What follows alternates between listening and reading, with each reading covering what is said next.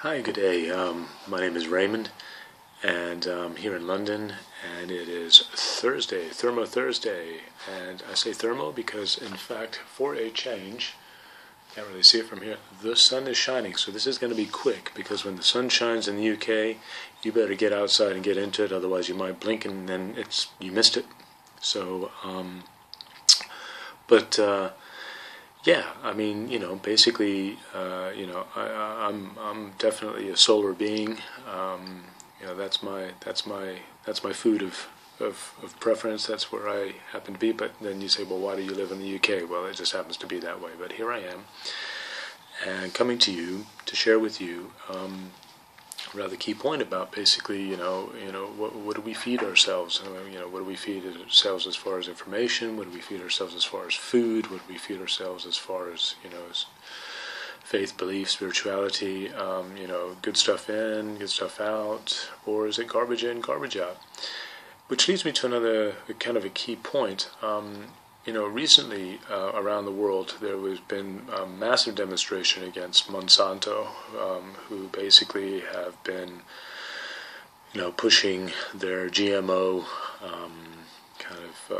agrarian goods, namely their genetically modified seeds, which are highly disruptive to the agriculture and the overall food chain and food supply, not only for humans, but for all things natural, really. And I don't think there's really been enough, if you happen to be, bound to science, there's been not enough study as to what the long-term effects are going to be, but we've already seen some of the ill effects of what's not only going on in farming practices, which for the poor, which apparently that was the original idea, that it was going to be drought resistant, it was going to be climate resistant, it was going to be easier to use, it would be easier to farm and manage. But what it's also gone on to do is cause huge upheaval and disruption within communities, not only poor communities, but even communities in the so-called developed world, where there's not only been a massive disagreement as to whether or not we need to have GMO of anything in our food supply that we would then feed ourselves and our kids, and what the knock-on effect will be on our genetics for the long term, but also the social fabric and the cohesion there's a breakdown there, because there has not been a healthy debate about this. In fact, there's been coercive activities around this, which seems to be just more of kind of a knock-on of the same, of what's kind of got us into this global mess, not only in economics, but in the kind of the social dynamics. If you look around the world, I mean, I know that we've had civil unrest, and we've had violent upheaval over time in history, and some of it extremely hellacious, and not to go into those, but yes, those have been around. But one would like to think that as we grow and we evolve, that we will be putting a lot of that behind us. But unfortunately, it seems that our team as a whole, meaning our planet of beings, can only be as good as our slowest or less evolved, or I hate to say it, but I'm going to say a weakest link. And like any team, you either have to overcompensate or you tend to reach out and try to pull along. But so far it seems that we seem to, in there pockets around the world, that we're still stuck. And we also know that there are, sadly, ill-intentioned forces and people and personalities and scenes behind the scenes, and not to be conspiratorial, but definitely special interests as to a certain way of how things go. So what comes to mind is that obviously we can't individually go up and just necessarily change the world, but in another way we can. We single-handedly can't just go in and just take over governments and change how they think and so on, because as social systems, they require everybody to be involved and engaged. But we can empower ourselves and start living lives in a particular way that really can enhance and kind of raise our game up. And by doing that, not only by living by example, but actually engaging in what is our full power, inner power, and connecting with that and living in purpose, as opposed to giving our power over to somebody else and leaving it in the hands and the whims of others. And I know sometimes it's easy to say because there are many people out there who don't have those luxuries of freedoms and by necessity due to poverty and have other things that they have to do, such as survive and scrape for food and scrounge for clothing and seek out shelter on the streets and stuff. And that's my point, is that, you know, I can't imagine anybody not being affected by you know, homelessness and seeing, you know, I'm sure there are people out there who necessarily, you know, drop out and by choice, but there are far more people out there who are affected by, you know, well, recently tornadoes in the States. You know, they're now homeless. You know, what are they going to do? You have places in Africa where you have droughts. You have places in Asia where you have, you know, oppression. Yeah, and similarly in Syria and the Middle East, and not to get stuck on those things.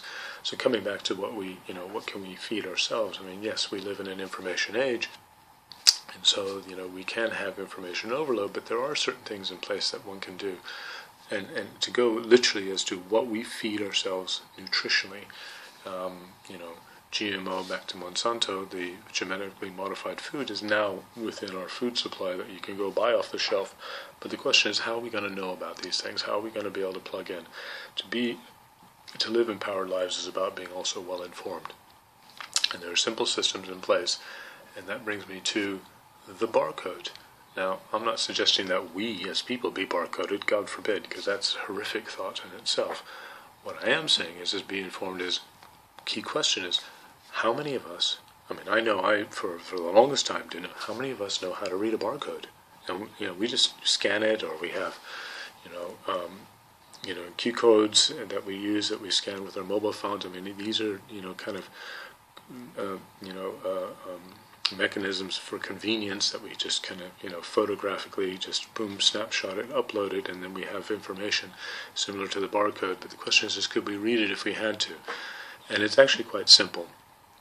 So from my perspective, and what I'm hoping to share here, and give, you know, outline some, you know, to share some food for thought, to really kind of drive that point home, is that, you know, is little bits of information can be so empowering, can really alter the way we change things, can alter the way we live our lives, can raise the quality of that living so that it's much more optimal than one would otherwise have it, be it that, you know, why get caught up in fast food, because in fact we know that that's not particularly very good for us, but it's convenient.